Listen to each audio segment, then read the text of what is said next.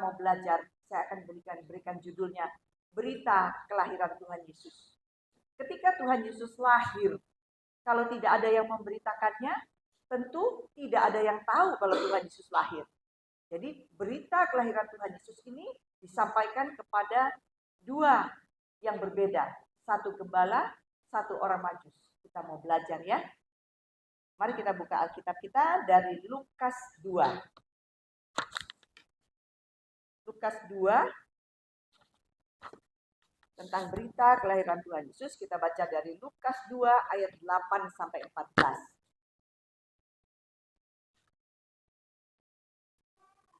Lukas 2 ayat 8 sampai 14. Kita akan baca bersama-sama. Judul perikopnya Gembala-Gembala.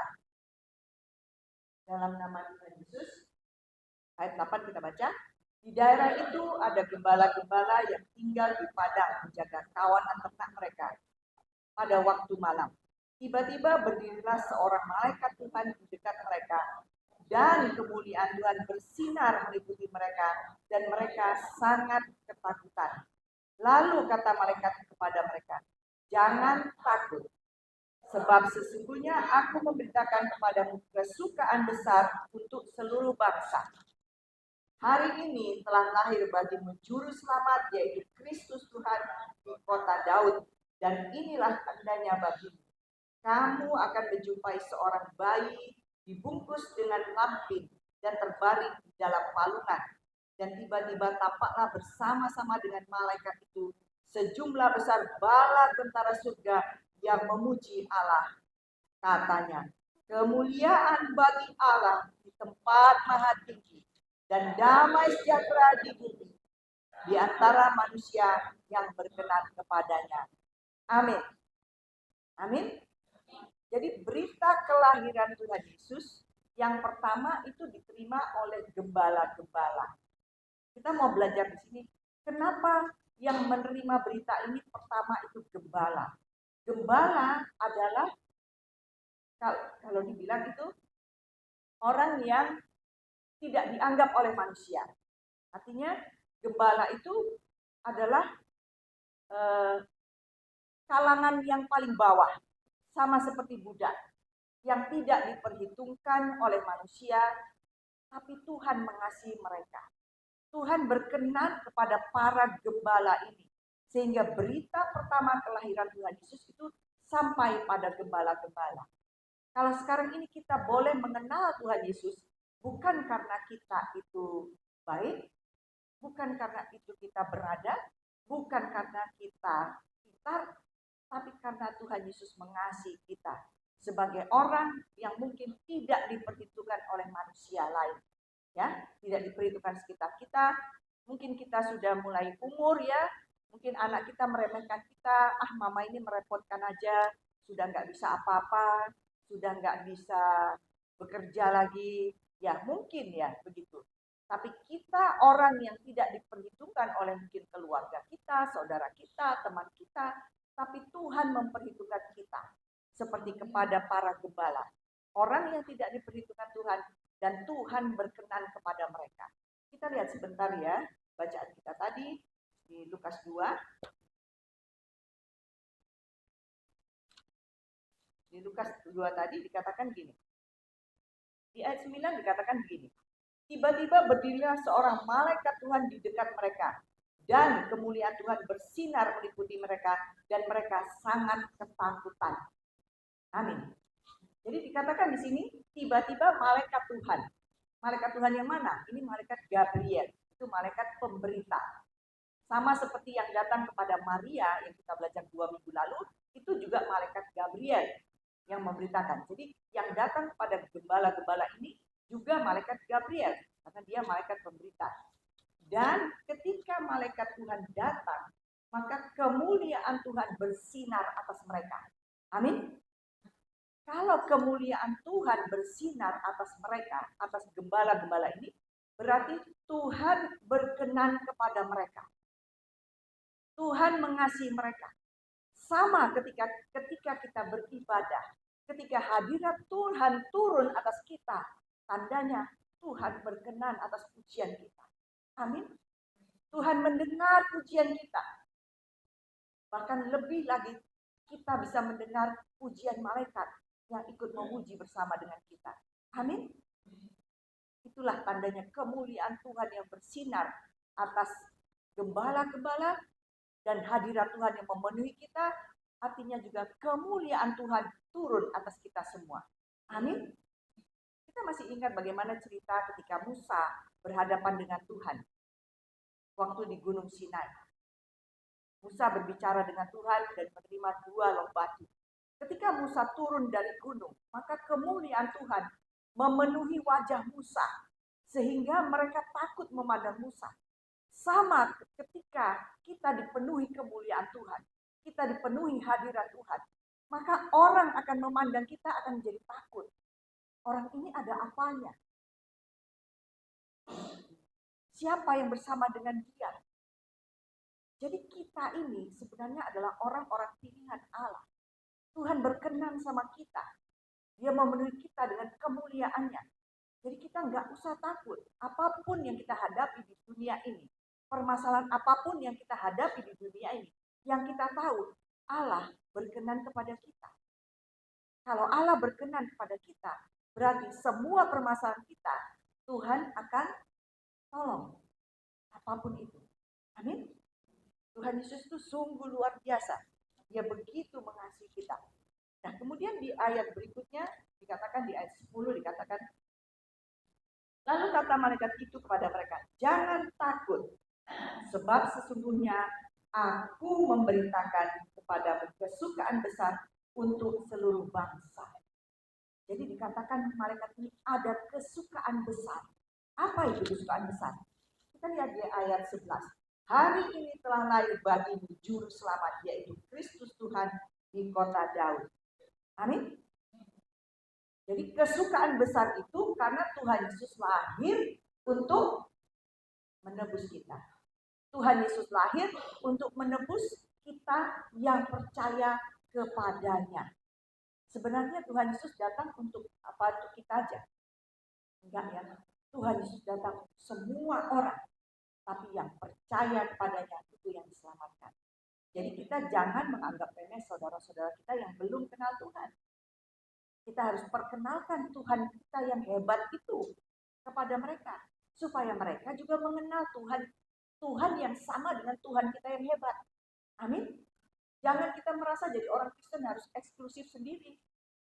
Kita merasa paling hebat, kita merasa paling, aku ini anak Allah, aku keluarga negara surga, dan kita tidak menjadi berkat buat mereka. Amin. Hidup kita harus menjadi berkat. Amin ya. Nah,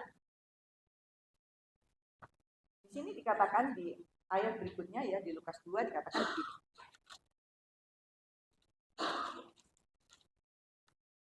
Dan inilah tandanya bagimu. Kamu akan menjumpai seorang bayi yang dibungkus dengan kain lapis dan terbaring di dalam palungan. Kita tahu palungan itu adalah tempat makan ternak, ya. Di sini tidak dikatakan kandang domba, tapi menurut kita sering mendengar ya, Tuhan Yesus lahir di kandang domba, benar ya? Kenapa dikatakan begitu? Karena domba ini identik dengan orang Israel. Orang Israel ini setiap kali memberikan korban bakaran, korban persembahan, itu semua memakai domba. Ada juga binatang lain, ada juga lembu, ada juga burung terkukur, tapi kebanyakan memakai domba. Dan kenapa Tuhan Yesus lahir di palungan? Waktu itu tidak ada penginapan. Dan rumah orang Yahudi pada zaman itu lantai 2. Lantai 2, jadi mereka tinggal di lantai 2. Lantai bawahnya ini biasanya tempat ternak. Tempat mereka memelihara ternak. Jadi waktu itu karena tidak ada penginapan, kemungkinan besar Yusuf dan Maria menyewa tempat ternak itu. Ya, tempat ternak yang di bawah, di lantai bawah rumah orang-orang Yahudi. Dan disitulah Tuhan Yesus dilahirkan dan ditaruh di dalam palungan. Apa maknanya bagi kita? Kenapa Tuhan Yesus lahir di kandang domba, di kandang ternak, bukan di tempat seperti rumah sakit, tempat yang lebih layak. Kita mau belajar di sini. Yang pertama itu karena Tuhan Yesus mengasihi semua kita manusia. Jadi dia lahir ke dunia, meninggalkan tahta sorga, mengasihi kita semua. Karena apa? Kita lihat di Roma 3 ayat 23. Semua manusia telah berdosa dan telah kehilangan kemuliaan Allah. Sejak dosa pertama, dosa Adam dan Hawa, ya, mereka jatuh dalam dosa, maka semua keturunan Adam dan Hawa ini itu sudah berdosa. Kalau berdosa berarti nggak ada kemuliaan Allah lagi. Kalau orang berdosa mau mencari Allah, bisa apa enggak? Nggak bisa ya, karena jaraknya ini sudah sangat jauh. Kita ingat bagaimana kisah ya Lazarus dan orang kaya ya. Lazarus ini di sorga, orang kaya di neraka. Orang kaya ini minta setetes air sama Lazarus, tapi tidak bisa karena jaraknya terlalu jauh. Jadi kita sebagai manusia berdosa, kalau mau mencari Allah itu tidak akan bisa. Makanya manusia cenderung membuat Allah buatan tangan sendiri. Entah itu dari patung, entah itu dari bawah pohon, itulah kemampuan manusia. Tapi kita punya Allah yang hebat. Allah datang menjumpai kita. Itu Allah kita, ya. Karena Tuhan Yesus mengasihi kita manusia yang berdosa. Artinya semua manusia dikasihi Tuhan. Amin. Yang kedua, Tuhan Yesus itu datang lahir di kandang domba karena apa? Dia merendahkan dirinya. Ya, itu contoh buat kita. Kita harus belajar merendahkan hati kita untuk melayani. Selama pelayanan Tuhan Yesus selama 3,5 tahun, Tuhan Yesus melayani dengan kerendahan hati menjadi hamba. Bukan tuan hamba, bukan ya? Bukan tuan. Tuhan Yesus melayani sebagai hamba. Padahal dia raja di atas segala raja. Amin. Dan kalau kita melihat kenapa kita ini diibaratkan seperti domba. Makanya Tuhan Yesus lahir di kandang domba, kita diibaratkan sebagai domba. Kenapa? Domba itu adalah ternak yang paling lemah. Domba tidak bisa cari makan sendiri. Domba tidak ada perlindungan. Nggak bisa, dia nggak punya tanduk untuk menanduk. Nggak bisa. Nggak punya taring. Ya, domba itu tidak bisa melindungi diri sendiri. Kemudian domba tidak bisa cari air yang bersih. Air kotor pun diminumnya. Nggak bisa. Kemudian kalau bulunya sudah banyak, dia kepanasan, dia sakit dan bisa mati. Jadi artinya domba ini binatang yang sangat lemah. Jadi kita diibaratkan sebagai domba. Dan gembala kita itu Tuhan Yesus. Ya. Jadi Tuhan Yesus itu diibaratkan sebagai gembala kambing domba. Kita lihat sebentar di Yohanes 10. Yohanes 10 ayat 3 sampai 4 dikatakan begini. Untuk dia penjaga membuka pintu dan domba-domba mendengarkan suaranya. Dan ia memanggil domba-dombanya masing-masing menurut namanya dan menuntutnya keluar. Jika semua dombanya telah dibawanya keluar, dia berjalan di depan mereka dan domba-domba itu mengikuti dia karena mereka mengenal suaranya. Jadi seharusnya kita itu yang kita dengarkan suara siapa? Suara gembala kita. Suara Tuhan Yesus. Lewat apa? Lewat Roh Kudus dalam hati kita. Ya. Kemudian kita berjalan bagaimana? Kalau di sini di ayat 4 dikatakan Tuhan Yesus berjalan duluan, kita mengikuti. Gembala berjalan duluan, domba mengikuti. Jadi itulah seharusnya yang kita lakukan. Jadi Tuhan Yesus sudah ngasih contoh. Sebenarnya kenapa Tuhan Yesus lahir di kandang domba? Ya, kita sekarang sudah tahu karena Tuhan Yesus mengasihi kita dan Tuhan Yesus merendahkan dirinya supaya kita bisa mengenal Dia karena Dia menyatakan dirinya untuk kita, Dia datang untuk kita supaya kita bisa mengenal siapa Tuhan kita. Amin.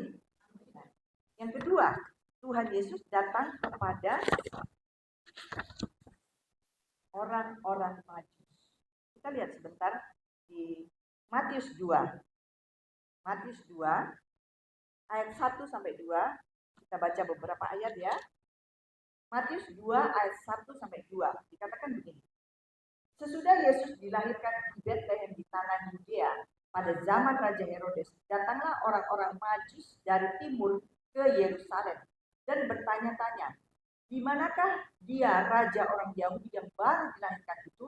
Kami telah melihat bintangnya di timur dan kami datang untuk menyembah dia. Amin. Jadi orang Majus ini, nomor satu dia orang kaya. Nomor dua dia orang berhikmat, orang pintar. Kenapa dikatakan gitu? Kita bayangin, dia lihat bintang yang besar, dia sudah tahu, oh ini raja yang lahir. Benar? Ya. Jadi dia tahu, oh ini seorang raja lahir. Tapi dia tidak tahu di mana. Sehingga dia datang kepada Herodes. Dia tanya di ayat 2, di manakah dia raja orang Yahudi yang baru dilahirkan itu? Waktu itu penguasa di daerah Yudea itu Raja Herodes. Tentu aja Raja Herodes terkejut. Loh, ini ada raja baru lahir. Aku kok nggak tahu. Tentunya dia akan menggantikan kedudukanku. Herodes kan tidak tahu. Tapi orang Majus ini tahu raja orang Yahudi lahir. Sehingga lahirnya di Yudea. Tapi di mana pastinya mereka tidak tahu. Mereka hanya tahu ada bintang di langit yang menyatakan bahwa lahir seorang raja Yahudi. Kemudian kita baca ayat berikutnya ya. Ayat 3 sampai ayat 6. Dikatakan begini. Ketika Raja Herodes mendengar hal itu, terkejutlah ia beserta seluruh Yerusalem. Semua terkejut ya. Kemudian ayat 4. Maka dikumpulkannya semua imam kepala dan ahli Taurat bangsa Yahudi. Lalu dimintakan keterangan dari mereka di mana Mesias akan dilahirkan. Mereka berkata kepadanya, di Betlehem di tanah Yudea, karena demikianlah ada tertulis dalam kitab Nabi. Ayat 6. Dan engkau Betlehem tanah Yehuda, engkau sekali-sekali bukan yang terkecil di antara mereka yang memerintah Yehuda, karena daripada mula akan bangkit seorang pemimpin yang akan menggembalakan umatku Israel. Jadi Raja Herodes itu juga tidak tahu. Dia bertanya kepada para imam, ahli Taurat, semua dikumpulkan. Jadi kelahiran Tuhan Yesus itu bukan tiba-tiba. Sudah dinubuatkan dari zaman Nabi terdahulu. Makanya tahu di mana lahirnya. Lahirnya di Betlehem, tanah Yehuda. Sudah jelas ya, lahirnya di Betlehem. Jadi kita lihat sebentar di nubuatan Nabi Yesaya ya. Yesaya 9. Yesaya 9 ayat 5 sampai 6. Katakan begini. Sebab seorang anak telah lahir untuk kita. Seorang putra telah diberikan untuk kita. Lambang pemerintahan ada di atas bahunya. Dan namanya disebutkan orang penasihat ajaib, Allah yang perkasa, Bapa yang kekal, Raja damai. Besar kekuasaannya dan damai sejahtera tidak akan berkesudahan di atas tahta Daud dan di dalam kerajaannya. Karena ia mendasarkan dan mengokohkannya dengan keadilan dan kebenaran dari sekarang sampai selama-lamanya. Kecemburuan Tuhan semesta alam akan melakukan hal ini. Jadi kelahiran Tuhan Yesus sudah dinubuatkan dari zaman para nabi, dari zaman Yesaya. Nah, sekarang kenapa yang pertama tadi Tuhan menyatakan diri kepada gembala-gembala? Karena mereka orang yang tidak dianggap oleh dunia. Tapi Tuhan mengasihi mereka. Tuhan berkenan kepada mereka. Yang kedua, kepada orang pintar, orang kaya, orang berhikmat, yaitu orang-orang Majus. Kenapa? Tuhan mengasihi mereka, berkenan pada mereka karena apa? Mereka mencari Tuhan. Ya, orang Majus ini datang mencari Tuhan. Ya. Nah, ya, kita baca sebentar di Matius tadi ya. Kita lanjutkan Matius 2. Mereka datang mencari Tuhan dan mau menyembah Dia. Ya, kita lihat di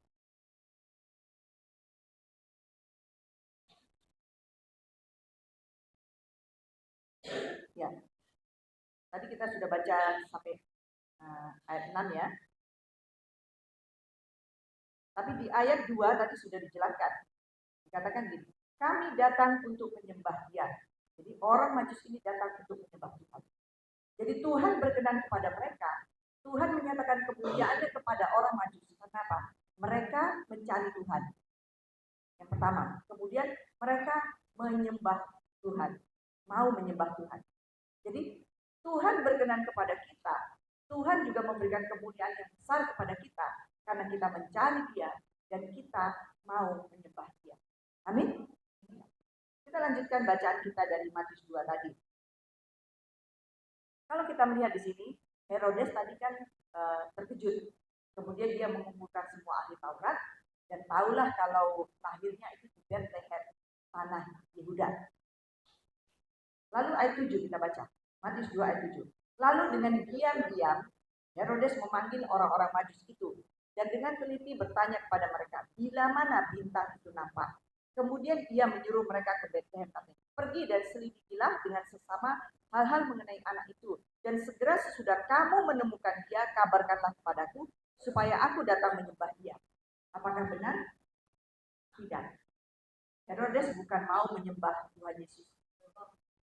Bohong, yang kata Ibu Rahel bohong, ya. Jadi Herodes mau membunuh Tuhan Yesus. Karena itu saingan. Dianggapnya akan menjadi raja menggantikan Herodes. Padahal Tuhan Yesus datang untuk menjadi raja, menyelamatkan semua umat manusia. Ya, bukan raja seperti dunia pikirkan. Ya. Ya, Tuhan Yesus itu luar biasa. Nah, kemudian ketika melihat bintang itu, ya, maka orang Majus itu bersuka cita. Kita baca bacaan berikutnya ya. Ayat 9. Setelah mendengar kata-kata raja itu, berangkatlah mereka. Dan lihatlah, bintang yang mereka lihat di timur itu mendahului mereka hingga tiba dan berhenti di atas tempat di mana anak itu berada. Ayat 10. Ketika mereka melihat bintang itu, sangat bersukacitalah mereka. Amin. Artinya keinginan mereka, keinginan orang-orang Majus ini untuk melihat kelahiran raja orang Yahudi itu tercapai. Bintang itu berhenti di Bethlehem, ya, di mana Tuhan Yesus dilahirkan. Dan mereka sangat bersukacita. Apakah cukup mereka hanya bersukacita? Tidak. Kemudian kita lihat ayat 11. Maka masuklah mereka ke dalam rumah itu, melihat anak itu bersama Maria ibunya, lalu sujud menyembah Dia. Mereka pun membuka tempat harta bendanya dan mempersembahkan persembahan kepadanya, yaitu emas, kemenyan, dan mur. Amin. Jadi mereka bersukacita, mereka datang menyembah bayi Yesus, dan mereka mempersembahkan apa? Yang pertama emas, yang kedua kemenyan, yang ketiga mur. Apa artinya? Emas itu kita tahu itu lambang kekayaan. Artinya Tuhan Yesus itu raja yang agung.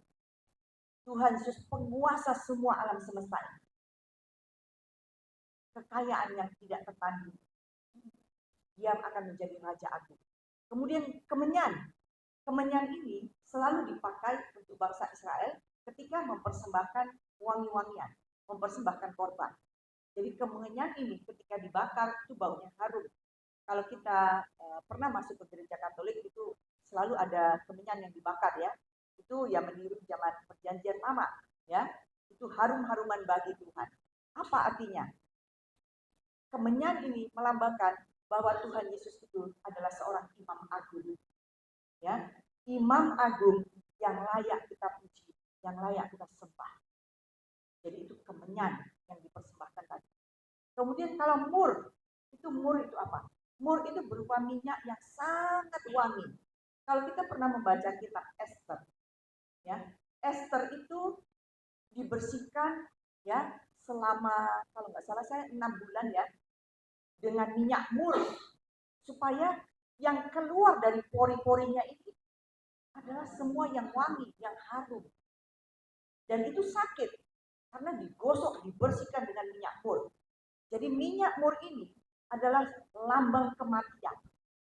Ketika Tuhan Yesus mati di kayu salib, maka mayatnya diturunkan ya oleh Nikodemus ya, dan diurapi dengan minyak mur. Jadi ini adalah lambang kematian. Sama seperti ketika Esther selama 6 bulan dibersihkan, itu dia harus mati dari dagingnya, sehingga tubuhnya mengeluarkan wangi-wangian. Jadi lambang kemenyan emas itu adalah lambang Tuhan Yesus sebagai Raja Agung. Kemudian kemenyan Tuhan Yesus sebagai Imam Agung. Mur itu adalah lambang bahwa Tuhan Yesus mati untuk menebus dosa dan kesalahan kita umat manusia. Jadi itu semua dipersembahkan oleh orang Majus kepada bayi Yesus.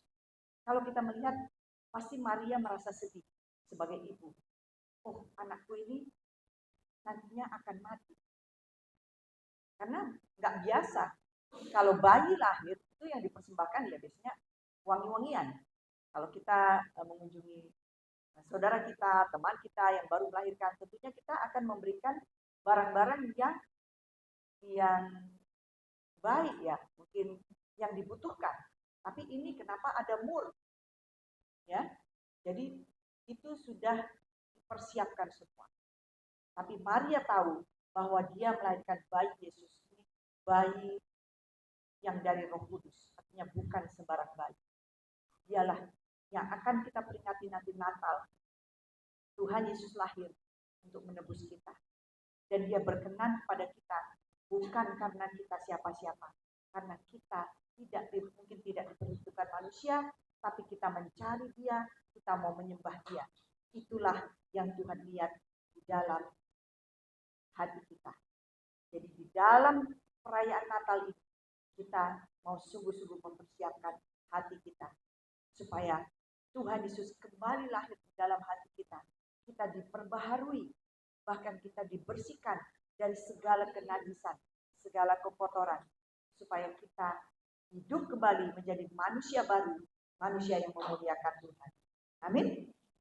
Nah, jadi ketika berita kelahiran Tuhan Yesus kita terima, apa sebenarnya yang kita terima?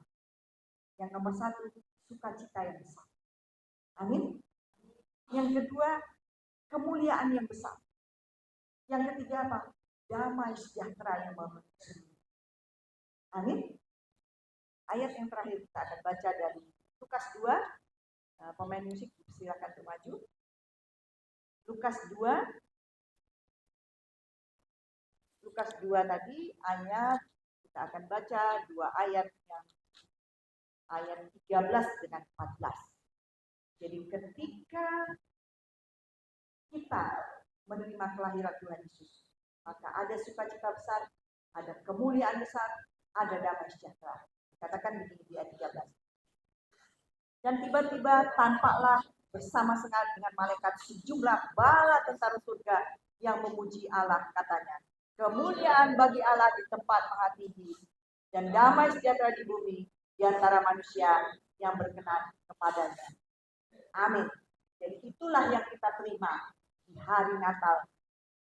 Ketika kita menerima Tuhan Yesus, maka kita menerima kemuliaan yang besar itu. Kita menerima sukacita yang besar itu. Kita menerima damai sejahtera yang memenuhi hati setiap kita. Amin. Tuhan Yesus.